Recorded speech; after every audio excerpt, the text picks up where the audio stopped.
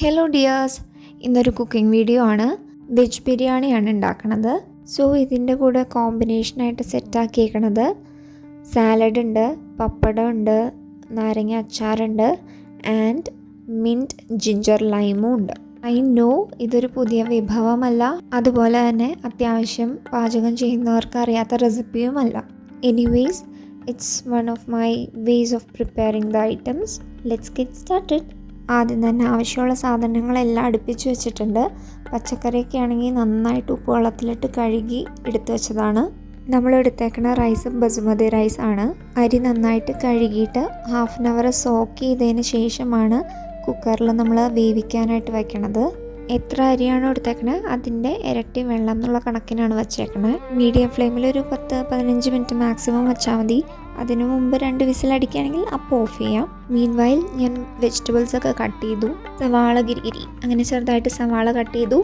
Then carrot അതിൻ്റെ തോലൊക്കെ peel ചെയ്ത് കളഞ്ഞിട്ട് അതും കുറച്ച് ചെറുതായിട്ട് കട്ട് ചെയ്തെടുത്തു. സവാളയും ക്യാരറ്റും നുറുക്കണതിൻ്റെ ഇടയ്ക്ക് നല്ലൊരു ഗ്യാപ്പ് ഉണ്ടായിരുന്നു. കണ്ണ് ഭയങ്കര സെൻസിറ്റീവ് ആയതുകൊണ്ട് കണ്ണിന്ന് കുടുകുടാ വെള്ളം വരുമായിരുന്നു സവാള നുറുക്കിയപ്പോൾ. അത് കഴിഞ്ഞ് തക്കാളിയും ചെറുതായിട്ട് നുറുക്കിയെടുത്തു. ദെൻ ഉരുളക്കിഴങ്ങ് ചെറിയ ക്യൂബുകളായിട്ട് നുറുക്കിയെടുത്തു. പിന്നെ പച്ചമുളകും ചെറുതായിട്ട് നുറുക്കിയെടുത്തു. ഇവിടെ ഉരുളക്കിഴങ്ങ് നമ്മൾ നേരത്തെ ബോയിൽ ചെയ്ത് വെച്ചിട്ടില്ല. കോഴ്സ് നമുക്കത് വെന്ത് കുഴഞ്ഞിരിക്കണം എന്നില്ലായിരുന്നു, കുറച്ചൊന്ന് കടിക്കാൻ പാകത്തിന് കിട്ടാൻ വേണ്ടിയിട്ടായിരുന്നു. അപ്പോഴേക്കും നമ്മുടെ റൈസൊക്കെ നല്ല വെന്ത് സെറ്റായിട്ട് പാകത്തിന് ഇരിപ്പുണ്ട്. ഇനി നമ്മൾ ബാക്കി പരിപാടി തുടങ്ങുകയാണ്. ഒരു കുക്കർ എടുത്തിട്ടുണ്ട്, അതിലേക്ക് കുറച്ച് ഓയിൽ ഒഴിച്ചിട്ടുണ്ട്. അത് നന്നായി ചൂടായി വന്ന സമയത്തേക്ക് അതിലേക്ക് കുറച്ച് സ്പൈസസ് ഇട്ട് കൊടുക്കുകയാണ്. കുറച്ച് ജീരകം, കറുവപ്പട്ട, ഗ്രാമ്പൂ, ഏലക്ക, ജാതിക്ക, പിന്നെ എനിക്ക് പേരറിയാത്ത കുറച്ച് സാധനങ്ങൾ. നമ്മൾ ബിരിയാണി ഉണ്ടാക്കാൻ വേണ്ടി എന്ന് പറഞ്ഞിട്ട് അങ്ങനെ ഒറ്റയടിക്ക് നമുക്ക് മേടിക്കാൻ കിട്ടില്ലേ, അങ്ങനെയുള്ള കുറച്ച് ഐറ്റംസാണ്. അതൊക്കെ ഇട്ട് കൊടുക്കുന്നുണ്ട്. കടുക് വറ സ്ഥാനത്താണ് നമ്മൾ ഇതൊക്കെ ഇട്ടേക്കണേ. അപ്പോൾ അതൊന്ന് മൂത്ത് വരുമ്പോഴേക്കും സ്പെഷ്യലി ജീരകമൊക്കെ നമ്മൾ ചെറുതായിട്ട് അരിഞ്ഞു വെച്ച സവോള ചേർത്ത് കൊടുക്കുകയാണ്. നന്നായിട്ടൊന്ന് ഇളക്കിയതിന് ശേഷം അതിലേക്ക് കുറച്ച് പച്ചമുളകും കൂടി ചേർത്ത് കൊടുക്കുന്നുണ്ട്.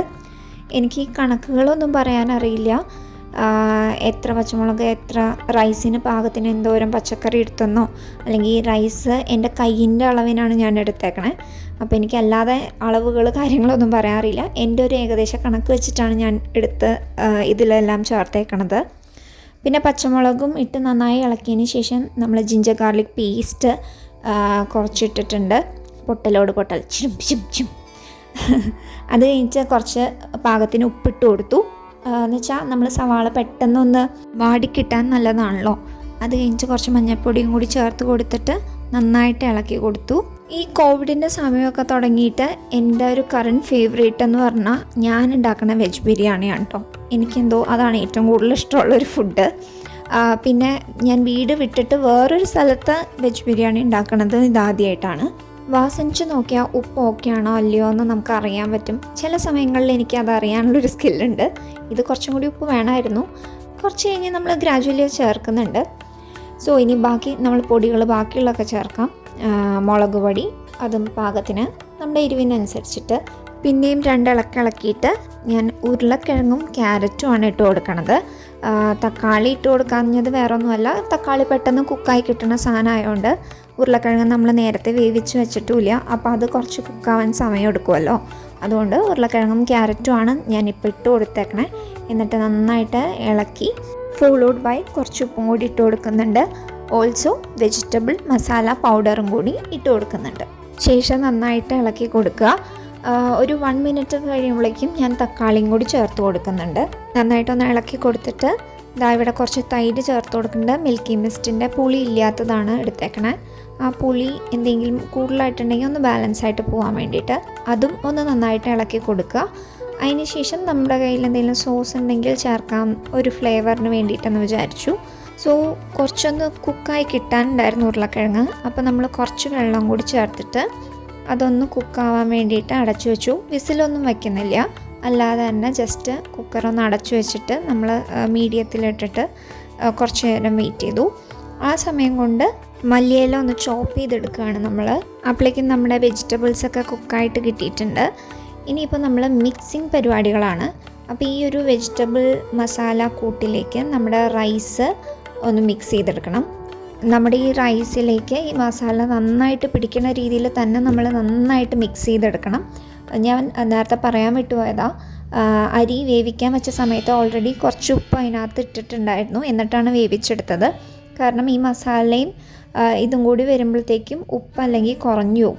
അപ്പം മസാലയിൽ കൂടി നിന്നിട്ട് റൈസിലേക്ക് അത് ചിലപ്പോൾ പിടിക്കുകയുമില്ല. അതിന് വേണ്ടിയിട്ട് നമ്മൾ റൈസിലും ഓൾറെഡി കുറച്ച് ഉപ്പ് ചേർത്തിട്ട് തന്നെയാണ് വേവിച്ചെടുത്തത്.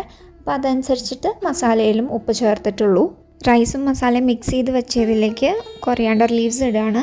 അതും ചേർത്ത് നന്നായി പിന്നെയും മിക്സ് ചെയ്തെടുക്കണം. എല്ലായിടത്തേക്കും ഒരേപോലെ അതിൻ്റെ ഫ്ലേവേഴ്സ് എത്താവുന്ന രീതിയിൽ തന്നെ മിക്സ് ചെയ്യണം. ഇനി മറ്റൊരു ഇൻഗ്രീഡിയൻറ്റ് ഇതിലേക്ക് ചേർക്കുന്നത് പനീറാണ്. പനീർ വെറുതെ അല്ല, ജസ്റ്റ് ഒന്ന് റോസ്റ്റ് ചെയ്തെടുക്കുകയാണ് ബട്ടറിൽ. ക്രിസ്പി ആയിട്ട് വേണ്ടവർക്ക് അങ്ങനെ ക്രിസ്പി ആവുന്ന രീതിയിൽ എടുക്കാം.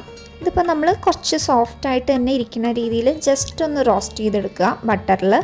അപ്പോൾ അതും കൂടി ചേർത്ത് നമ്മൾ നന്നായിട്ട് മിക്സ് ചെയ്തെടുക്കുക. കുറേ പോർഷൻ വീഡിയോ എടുക്കാനും പപ്പടം കാച്ചി തന്നുമൊക്കെ ഹെൽപ്പ് ചെയ്തത് നവ്യടുത്തിയാണ്. മീൻവൈൽ ഞാൻ സാലഡിനുള്ള പരിപാടികളൊക്കെ സെറ്റാക്കി. കഷ്ണങ്ങൾ അരിയാനുണ്ടല്ലോ, സവോളയും തക്കാളിയും പച്ചമുളകൊക്കെ അരിഞ്ഞ് സെറ്റാക്കി. പിന്നെ പാകത്തിന് ഉപ്പും തൈരും കൂടി ചേർത്ത് ഇളക്കി സെറ്റാക്കിയപ്പോഴേക്കും സാലഡ് റെഡി.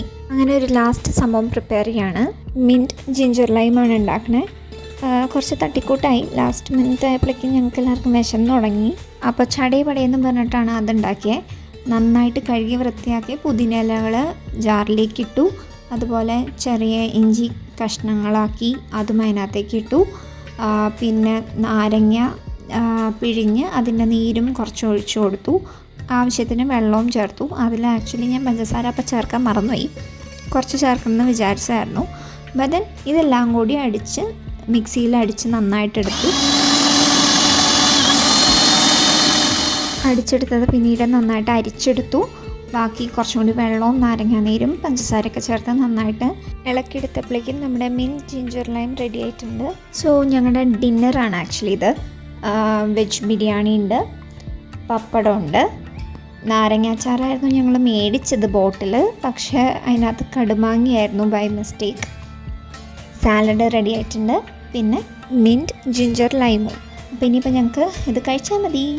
ഇതാ ഞങ്ങൾ കഴിക്കായിരുന്നു. അനിലേട്ടനും നവ്യടത്തേയും കൂടിയാണ് ഞങ്ങൾക്ക് സെർവ് ചെയ്ത് തന്നത്. അപ്പം ഞങ്ങൾ 4 പേരും കൂടി ഇരുന്ന് ഫുഡൊക്കെ കഴിച്ചു. ബാക്കി കുറച്ച് വന്നു, പക്ഷേ അത് നമ്മൾ ഫ്രിഡ്ജിലെടുത്ത് വെച്ചിട്ട് പിറ്റേ ദിവസം രാവിലെ ബ്രേക്ക്ഫാസ്റ്റായിട്ട് കഴിച്ചു. അതും കുറച്ച് കഴിച്ചു. അങ്ങനെ എന്തായാലും അത് ഭംഗിയായി. അപ്പോൾ ഈ ഒരു വീഡിയോ ഇത്രയേ ഉള്ളൂ. ഇനി വേറെ ഒരു വീഡിയോ ആയിട്ട് കാണാം. Good night, by.